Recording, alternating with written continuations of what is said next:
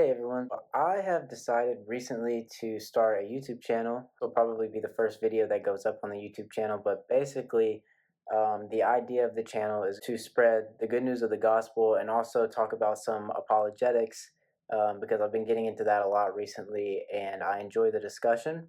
I want to leave it kind of an open discussion also in the comments, as well as allowing people to contact me via email. So this video, I'll be reacting to a discussion by Jordan Peterson and John Lennox about Nietzsche's claim that God is dead. And they point out some significant ideas, significant arguments against it, as well as what was going through Nietzsche's head when he made such a claim.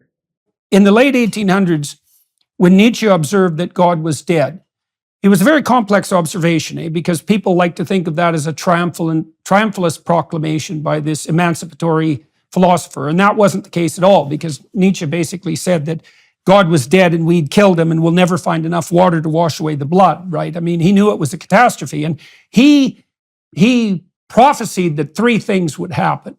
One would be that there'd be a wicked turn towards a kind of hopeless nihilism, because every structure of morality had fallen apart. The second would be the rise of totalitarian substitutions for God, and Nietzsche actually specified communism as a likely candidate, and also prophesied that hundreds of millions of people would die as a consequence, which was quite the damn prophecy for the late 1800s. And so I want to stop right here and talk about these 2 points that he just made. The first point was that if we start to claim that God is dead, what will tend to happen is that society and people will start turning towards a more nihilistic way. Basically what that means is just like people start to lose their humanity when they start to kind of create their own values, because they don't have this moral standard that we call God, that they're progressing towards. So they tend to kind of just do whatever they want. Morality is subjective, so it doesn't really matter what you do. You can basically justify anything. And then the second point was that people would start to create a moral standard based off of their own thoughts, because you don't have that higher standard above all human beings. So you just start to create your own thing in your mind. And we're starting to see that today in our society, because now, there's so many people that claim that God is dead or God doesn't exist, and therefore morality is subjective. And so we start to see a lot more people turning, against each other because they don't have the same views. They start doing kind of their own thing. So yeah, we'll jump back into it and see what he has to say about it. And then he also said, but the alternative is that we could create our own values. And that was the route that Nietzsche saw as the way out. Now, there's a couple of problems with that, technical problems, you might say. One is, well, we don't live very long, and it isn't obvious that any of us singly is wise enough to create our own values. The second problem is, as the psychoanalysts pointed out very quickly, it isn't obvious at all that we're masters in our own houses, because even if you only look at the spiritual realm as equivalent to something like the unconscious, we're all haunted beings. And we can't necessarily trust our judgment. And the third problem, there's four. The third problem is that, well, who do you mean by the we that will create our own values? Like, which aspect of the psyche is now going to create value? Nietzsche said himself that each drive tends to philosophize in its own spirit.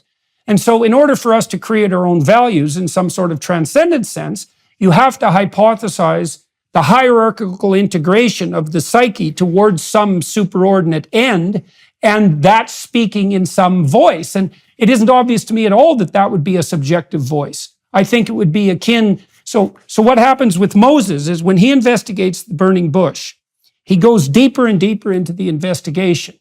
And the first thing that happens is, well, his attention is attracted. The second thing is that he starts to notice that he's treading on sacred ground, right? Because he's getting deep into the phenomenon. And the third thing that happens is that, and this is relevant to your notion of levels of revelation, is that the voice of being itself speaks to him, right? The eternal transcendent voice of being. And Moses is smart enough, he's wise enough to know that that's not him, right? It's something above and beyond him. And he doesn't take credit for it. And that's partly why he never turns into a pharaoh in the desert, right? He separates himself from the source of sovereignty as such. And I don't see how that can be done in the rationalist, atheist, materialist realm of conceptualization. So I want to stop right here and kind of go back to what he was talking about, how when we start to create our own values, we're always looking for how to get to the best state, morality-wise. But when you presuppose that there is a standard to reach, you're presupposing that there is a standard beyond us. And that kind of goes back to the point. And, the moral issue, to me, is one of the most convincing arguments for the existence of God, because we're working towards something. We're progressing towards something. At least that's what we're trying to do. But to progress towards something is presupposing a standard that is outside of our own minds, that there is a mind beyond our mind that is the standard to reach. You fall into that subjectivist trap. Okay. Nor do I. And I think Nietzsche, in that sense, was a kind of prophet. And we're seeing the damage done. Ever since I was very young, I was fascinated by the polar opposite of my Christian heritage. And that has led me to spend quite a lot of time in Russia. And I've talked about these kind of things to Russian friends, many of whom suffered in the Gulag. And I remember one conversation with a leading academician, and he said to me, John, he said, we thought we could get rid of God and retain a value for human beings. And we woke up too late to realize that it cannot be done. And it was Nietzsche that said, if you destroy God, you lose all right to the kind of values that we accept, in a sense, deep down in our Judeo-Christian culture. And what is so interesting about Moses, and I loved your discussion about that, is that he came face to face not only with the concept of transcendence, but transcendence itself. And he was brought into the presence of the very glory of God. And you were discussing in your round table how in Hebrew, kavod, glory is associated with weight. And that leads me to think, relevant to what you've just said, about C.S. Lewis. I'm old enough to have listened to C.S. Lewis, by the way, when I was younger. And C.S. Lewis in the 1940s saw exactly what was going to happen if a group of human beings took it into their heads to determine and redefine all future generations through genetic experimentation and so on. And in 2 books, The Abolition of Man and That Hideous Strength, he spelled that out. And he made the point that if that happens, it is not going to liberate human beings. In fact, it's going to abolish them.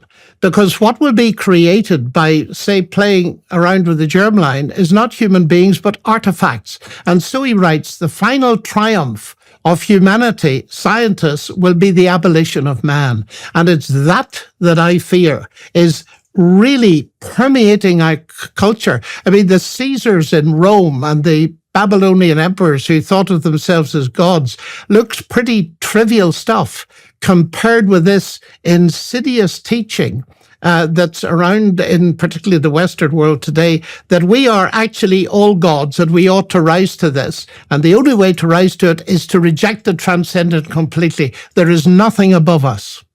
Wow. So I love what they're talking about.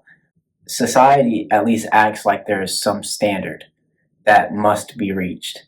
And obviously there are differing opinions on what is right and what is not. If we're trying to reach a standard, that means that there has to be something outside of us that is the standard of goodness. And when it comes to things like justice and judgment and whatever you're saying, calling good or bad, if you're living and believing that morality is subjective, then really you have no right to make these claims of what is good and what is evil, because it's just an opinion. You go back to Nazi Germany, if it's based solely on what society says is good or evil, then who is to say that the Nazi society did anything wrong? Now, obviously, I think that Nazi Germany was absolutely wrong because I view morality as objective. But who's to say if morality is subjective? Who's to say that their society was any less right than our society today? And I think that's very important to think about. I would love to get other people's viewpoints. You can comment down on the video. You can email me, and I would love to talk to you about it because I'd love to get your opinions, because I'm not closed-minded, but I do think that morality is objective, because I believe there is a set standard outside of our minds that is what goodness is. And I think that we're all trying to figure what that is. And my personal take is that it is God.